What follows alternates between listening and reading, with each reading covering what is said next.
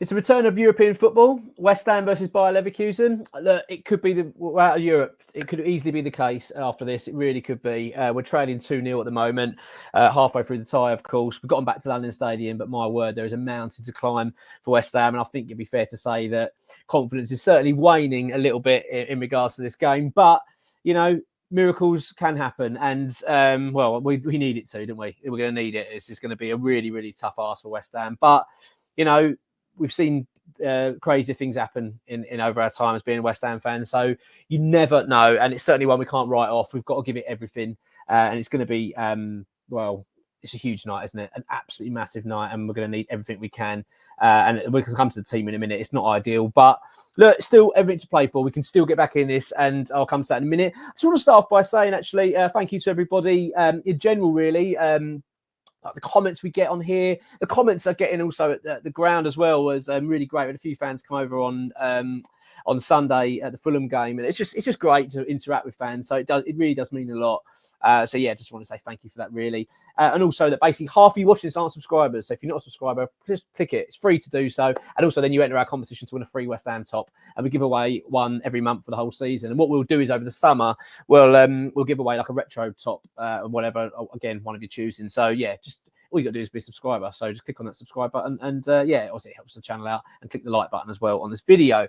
Let's go into this game. That second goal against Leverkusen in the first leg, the Boniface header, was an absolute killer, really. It did feel like a little bit of a nail in the coffin, actually. I think 1-0 would have been our confidence levels would have been certainly different going into the second part of this tie, second half of the tie, we want to call it.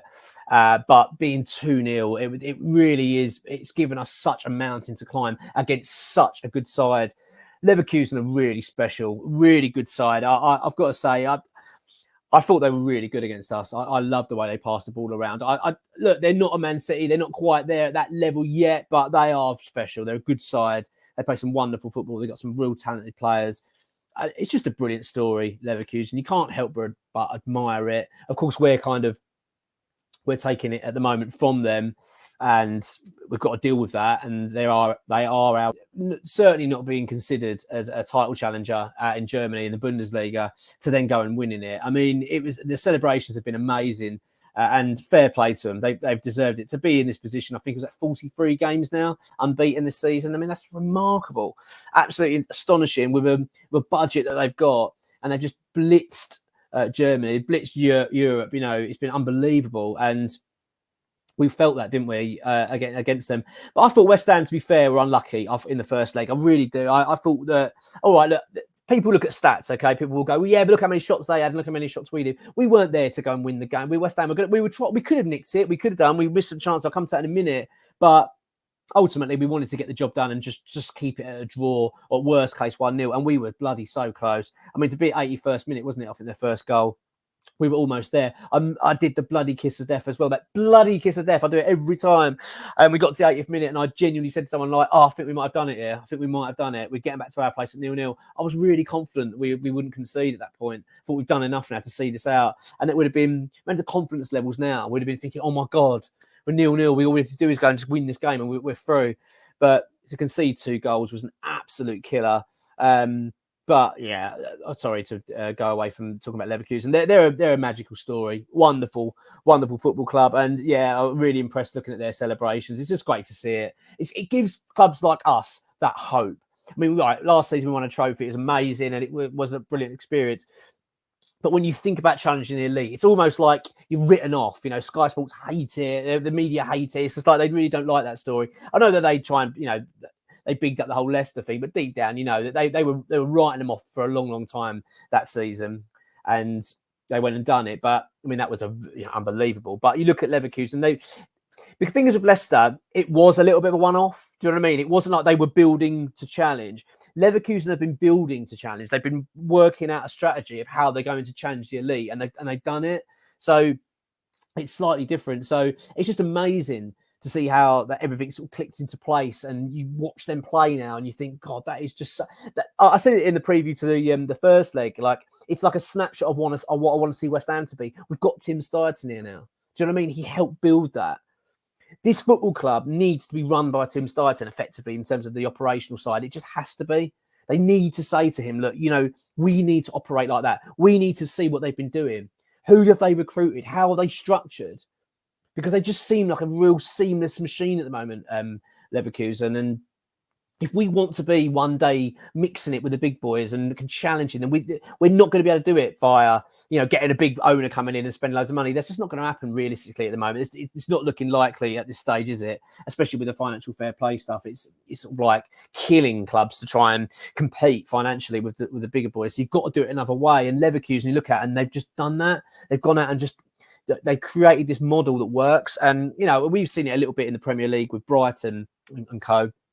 But the way they've done it is astonishing, and it's brilliant. And you get the feeling they're there for a while. Do you know what I mean? This is not a flash in the pan season like I was saying with Leicester, where you felt like it was obvious that, they were going to get in there. It was going to be amazing, but eventually they were going to fall away. You don't get that feeling with Leverkusen. You feel like they've got a plan. And, it's just great. Really, really great. And, of course, not only are they just seem to be having good news all round for that football club. And also they've just won the league and bloody right and all. I mean, it's amazing. They're advancing... obviously, I think they've got the German Cup. They've also then got the Europa League, of course, which they're now, 1 foot in the semi-final. Obviously, hoping West Ham can deny them that, but it's going to be a bloody tall order, isn't it, to do that? And then they've got their manager coming out and saying, well, I'm staying. He's not even going. He's been offered Real Madrid. He's been offered Bayern Munich. He's been offered Liverpool, and he's toning them down straight away. Bang! No, I'm stopping those rumours. I'm staying here. And I just think it's brilliant. It's absolutely brilliant. I'm really, really pleased for him. But of course, it's hard to be like admire them too much and have too much of a soft spot for them, because they're our enemy now, and we've got to beat them. We've got to beat this side, and it's going to be bloody hard. Before I go on to West Ham, though, the team news, which isn't too bad, I suppose. I mean, it's not ideal, but I'm going to rant about that probably tomorrow, and really sort of go down the route of what I want to say about it in terms of our squad depth, etc.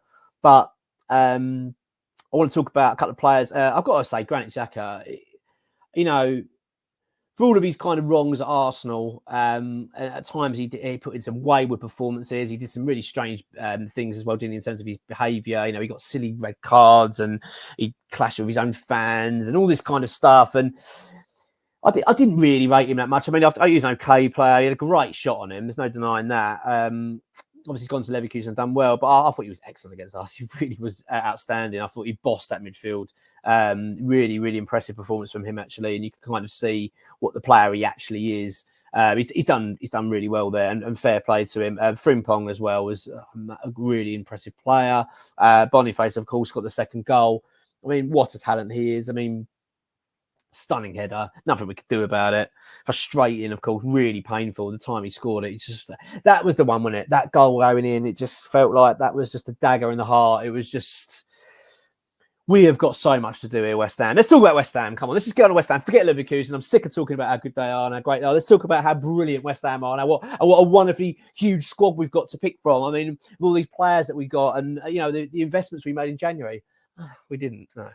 We've got that Calvin Phillips fellow. He's doing all right. So Bowen's back. Jared Bowen is back from injury. I don't think he's 100%, but I think he will play. I'm pretty sure he will start this game. I'm all but certain of that. He's back in training. That is a huge boost, though. Well, we're about some players today. We've got no Paqueta, we've got no Emerson, but I'll tell you what, having Bowen back is a big boost. We missed him out in the first leg. He's a top scorer for a reason, isn't he? He's just clinical in front of goal, and we miss that with certain players. I mean, Kudus can be very clinical, although I think that miss in that first game, that wasn't about 10-minute mark, wasn't it? When Antonio really bossed his way through, squared it back to him, and he had that shot. Oh, he just hit it straight at the goalkeeper. What a different game that could have been. That miss, I've got to say, is hugely costly. And I hate to say that, but I'm not putting the blame on Kudus. Obviously, he's not trying to miss, is he? But you look back at it and think, I wish he'd just taken a touch, just to compose himself a bit better, because that was a huge opportunity. You're not going to get many opportunities against these sides, you know what I mean? So having Jared Bowen back's amazing. Really positive news, and it's perfect. We need it for the end of the season, don't we? We need him back in, and as I say, he's our top scorer, so it can only be a good thing having him back Mavropanos, I believe, is fit as well and available. As I say, I wouldn't say fit. I don't mean like 100% he's going to be back, but I think they're available. I think they're going to be late testing from David Moyes, so they should be available. It's the same for Calvin Phillips. Such a shame it hasn't worked out for him, isn't it? Like, it's a shame we're talking about Calvin Phillips, that guy that City forked out that money for, the England midfielder. You know, we should be delighted he's in our squad. And it's just a shame because it just feels like it's not going to happen for him at West Ham. But anyway, as I say, on team news front, he's available. So he should be available anyway. So, look, the squad's a better shape than it was.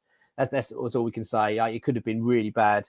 I just want to say as well, George Urphy, I didn't mention him. I'm terribly sad to see him get injured like the way he did on his debut. But it's so amazing that I'm so delighted that he's all right.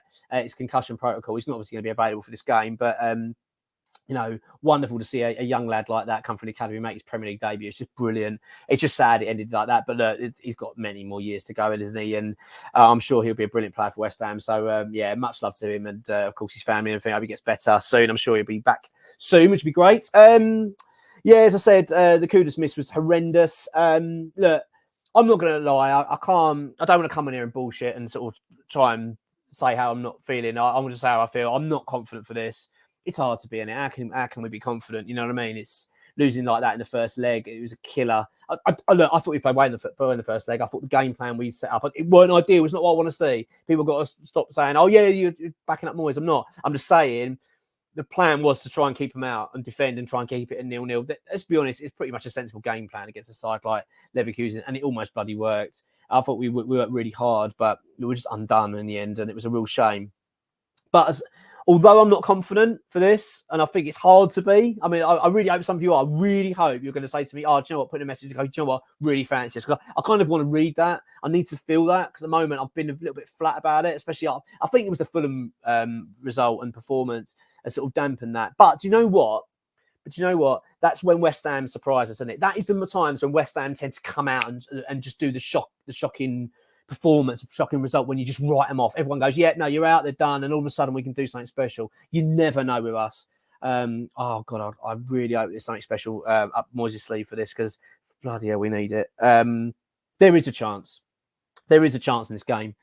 Big chance as well. We can do it, but we just got to get an early goal. In my opinion, we need an early goal. You know, just set the tone for the game. Do you know what I mean? Get that stadium absolutely bouncing. An early goal, first 20 minutes, half hour, 1-up. Do you know what I mean? Get them rattled, thinking, "Oh, bloody hell." And then we just got to go for it. But we've got to go for it. But at the same time, we're playing against a really, really good side, which means we can't be too attacking. Do you know what I mean? We can't leave ourselves too exposed because they're just going to pick us apart. We're going to have to sort of get it right. But yeah, we need it.